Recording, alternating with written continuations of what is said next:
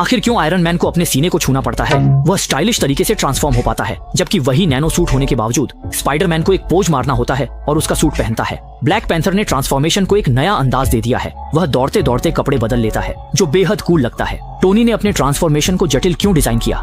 शायद आप कहेंगे कि टोनी के पास वह तकनीक नहीं थी, लेकिन यह मत भूलिए कि स्पाइडरमैन का सूट तो खुद टोनी स्टार्क ने ही बनाया था।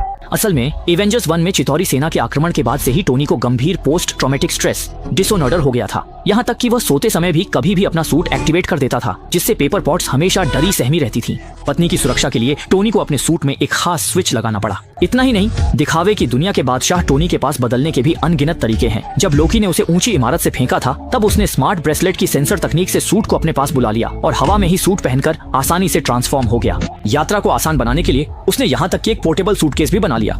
हालांकि इस सूट की सुरक्षा कमजोर और इसमें कई कमियां हैं, ये बात माननी पड़ेगी कि यह वाकई बेहद स्टाइलिश है। कभी कभी टोनी हवाई जहाज में भी अपना सूट पहन लेता है और सिर्फ छोटी उंगली से हल्का सा छूते ही वह आसानी से ट्रांसफॉर्म हो जाता है। कहा जा सकता है कि आयरन मैन हर बार जब भी आता है, देखने में बेहद शानदार लगता है। मुझे लगता है कि ट्रांसफॉर्म होने से पहले हल्का सा छूना जरूरी है। असली वजह स्टाइल दिखाने की खुशी है। आखिरकार स्टाइल जिंदगी भर का साथ है। आखिर क्यों थॉर की बिजली आयरन मैन के सूट को चार्ज कर सकती है? फिल्म एवेंजर्स के पहले भाग में दोनों दिग्गज पहली बार मिलते ही भिड़ गए थे।